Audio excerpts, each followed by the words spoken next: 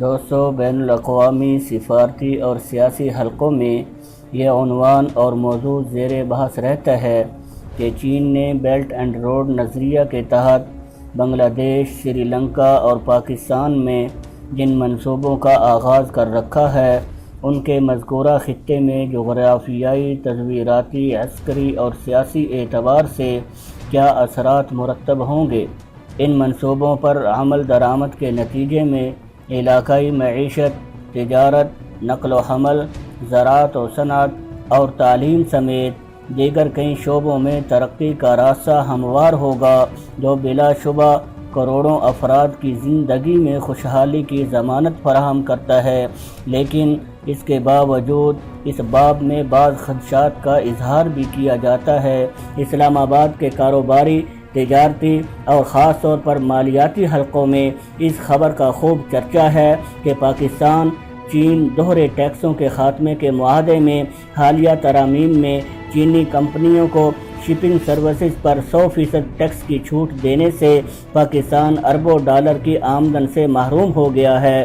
اس معاہدے پر نظر ثانی کے لیے ٹیکس حکام نے چینی شپنگ کمپنیوں کی خدمات سے آمدن پر اصل ٹیکس کا صرف 25% رعایتی شرح سے ٹیکس عائد کرنے کی تجویز دی ہے۔ سی پیک کے تحت پاکستان نے چین کے سرکاری بینکوں کی جانب سے پاکستان میں ترقیاتی منصوبوں کے لیے فراہم کردہ قرضوں سے آمدن پر پہلے ہی چھوٹ دے رکھی تھی، اور چینی کمرشل بینکوں کے پرزور مطالبے پر گزشتہ حکومت کے دور میں چین کے کمرشل بینکوں کی جانب سے پاکستان میں سی پیک کے ترقیاتی منصوبوں کے لیے فراہم کردہ قرضوں پر ہونے والی انٹرسٹ آمدن پر بھی انکم ٹیکس کی چھوٹ دے دی گئی۔ پاکستان نے پاک چین شپنگ سروس پر انکم ٹیکس کی چھوٹ بھی دے دی ہے۔ ٹیکس حکام کے مطابق چینی سرکاری اور نجی کمپنیوں اور بینکوں کو پہلے ہی دی گئی ٹیکسوں اور ڈیوٹیوں کی چھوٹ کے سبب پاکستان اربوں روپے مالیت کے ٹیکسوں کی آمدن سے محروم ہو گیا ہے۔ حکام کا موقف ہے کہ چینی شپنگ سروسز پر ٹیکسوں کی چھوٹ کا فائدہ یک طرفہ طور پر چینی کمپنیوں کو ہوگا، کیونکہ پاکستان کی کوئی کمپنی چین کو برآمدات کے لیے استعمال نہیں کی جا سکے گی، اور اگر کوئی برآمدات ہونا بھی ہیں تو وہ زمینی راستے سے چین کو ہوں گی۔ اس صورتحال میں اس چھوٹ کا سارا فائدہ چین کو ہوگا، اور پاکستان جس بندرگاہ اور لینڈ روٹ چینی برآمدات کے لیے کئی دہائیوں تک استعمال ہونا ہے، سالانہ ہزاروں بحری جہاز پاکستانی بندرگاہوں سے سامان لے کر روانہ ہوں گے، تو ان کی آمدن پر پاکستان کو کوئی ٹیکس وصول نہ ہو سکے گا۔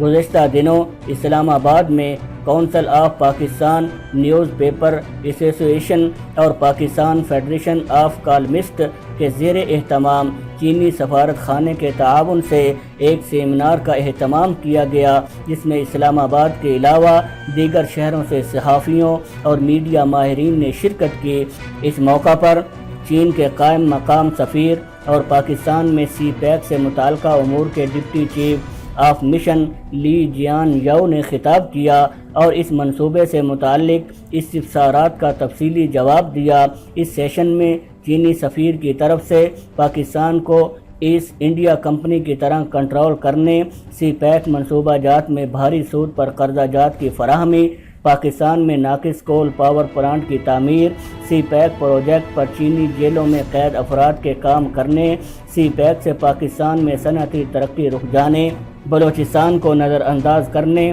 اور وطن عزیز پاکستان کو قرضوں پر جکڑ کر اپنی کالونی بنانے جیسے بے بنیاد پروپیگنڈا پر مبنی سوالوں کے تفصیلی جوابات دیے گئے۔ حقیقت یہ ہے کہ پاک چین اقتصادی راہداری منصوبہ جنوبی ایشیا میں بہت زیادہ اہمیت کا حامل ہے اور اسے گیم چینجر کے طور پر دیکھا جا رہا ہے۔ اب تک سی پیک کے تحت مکمل کیے گئے اور جاری منصوبوں کی تعداد 22 ہے، جن پر اب تک 19 ارب ڈالر خرچ کیے جا چکے ہیں۔ پاکستان کو فراہم کیے جانے والے 45 ارب ڈالرز میں سب سے زیادہ رقم چینی کمرشل بینکوں کی جانب سے سرمایہ کاروں کو دیے گئے قرضوں پر مشتمل ہے۔ ان قرضوں پر پاکستان کو 5 سے 6% کی شرح سے سود ادا کرنا ہوگا، جبکہ 13 ارب ڈالر یعنی 68% توانائی کے منصوبوں کے لیے جاری کیے گئے ہیں۔ چینی سفیر کا کہنا تھا کہ پاکستان کے قرضوں کا 10% چین،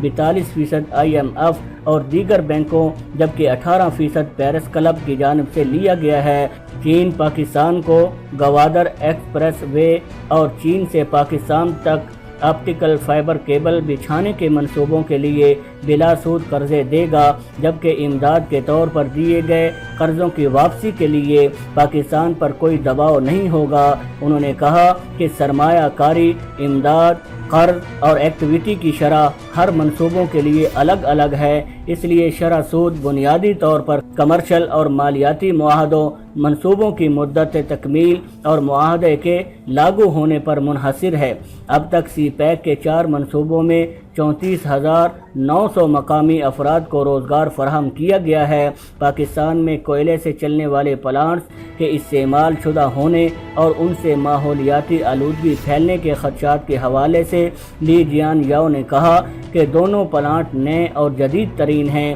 پاکستان میں اب تک صرف 2 ایسے پلانٹ لگائے گئے ہیں، جبکہ چین میں اس وقت 1000 سے زائد ایسے پلانٹ کام کر رہے ہیں۔ صنعتی ترقی کے لیے خصوصی اقتصادی زونز کی تعمیر سی پیک کا آئندہ مرحلہ ہے۔ پہلے مرحلہ میں توانائی کے ذرائع کا حصول، تقسیم کے نظام کی تنصیب اور بنیادی ڈھانچے کی تعمیر مکمل کی جائے گی۔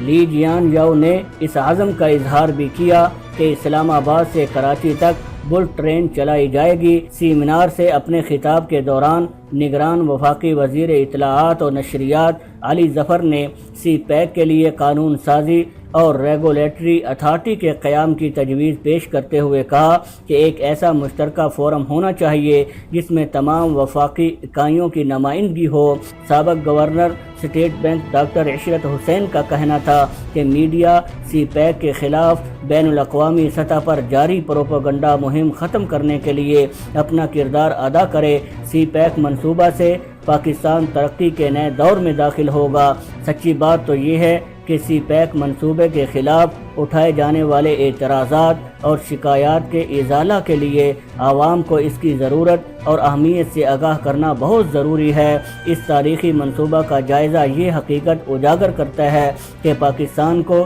اس راہداری سے یہ فائدہ حاصل ہوگا کہ وطن عزیز تجارتی سرگرمیوں میں شامل ہو کر معاشی ترقی کی راہ پر گامزن ہو جائے گا۔ یہی وجہ ہے کہ اس منصوبہ کے اعلان پر بھارت اور امریکہ کے اوسان خطا ہیں اور ان کی بھرپور کوشش ہے کہ اس منصوبے کو بھی کالا باغ ڈیم کی طرح متنازع بنا دیا جائے۔ ان حقائق اور واقعات سے خوب اندازہ کیا جا سکتا ہے کہ چین نے بنگلہ دیش، سری لنکا اور پاکستان میں ترقیاتی منصوبوں کے لیے جو تعاون فراہم کیا ہے، اس کا مقصد اپنی بالادستی قائم کرنا یا عسکری مفادات حاصل کرنا نہیں، بلکہ اس تعاون کو فروغ دینا ہے جس کے نتیجے میں عوام خوشحالی اور آسودگی سے ہمکنار ہو سکیں گے۔